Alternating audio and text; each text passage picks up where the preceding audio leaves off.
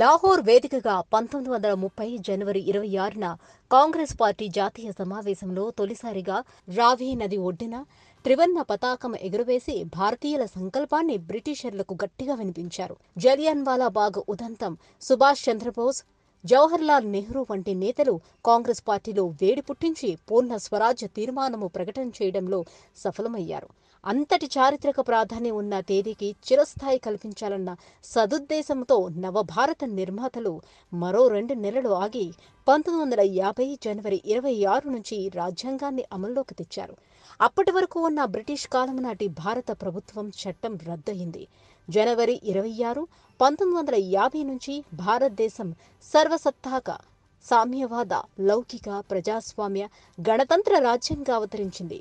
స్వాతంత్ర్యం వచ్చిన తర్వాత దేశానికి రాజ్యాంగం ఉండాలని భావించిన నాటి దార్శనికులు, మేధావులు రాజ్యాంగ పరిషత్తును ఏర్పాటు చేశారు. దీనికి అధ్యక్షుడిగా డాక్టర్ బాబు రాజేంద్ర ప్రసాద్ ఎన్నిక కాగా, డాక్టర్ అంబేద్కర్ చైర్మన్గా రాజ్యాంగ ముసాయిదా కమిటీ ఏర్పడింది. రాజ్యాంగ రచనకు ఎంతో మంది మేధావులు వివిధ దేశాల రాజ్యాంగాలను పరిశీలించి అధ్యయనం చేసి ప్రజాస్వామ్య విధానంగా రూపొందించారు. అనేక సవరణల అనంతరం 1949 నవంబర్ 26న దీనిని రాజ్యాంగ పరిషత్ ఆమోదించింది.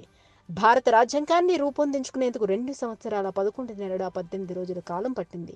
రచనకు మొత్తం 64 లక్షలు ఖర్చయింది. ప్రపంచంలోనే అతిపెద్ద రాజ్యాంగం గల దేశంగా ఖ్యాతిగాంచింది.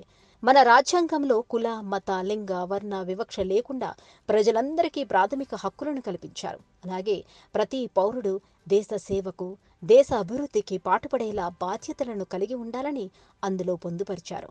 వీటన్నిటినీ గుర్తు చేసుకుంటూ రాజ్యాంగం అమల్లోకి వచ్చిన రోజునే గణతంత్ర దినోత్సవం, రిపబ్లిక్ డేగా జరుపుకుంటున్నాం. Please subscribe Pragna Media. Please like, share, subscribe to Pragna Media. Pragna Media, please do like, share and subscribe. Please subscribe to Pragna Media. Please like, share and comment if you like the video. Pragna Media.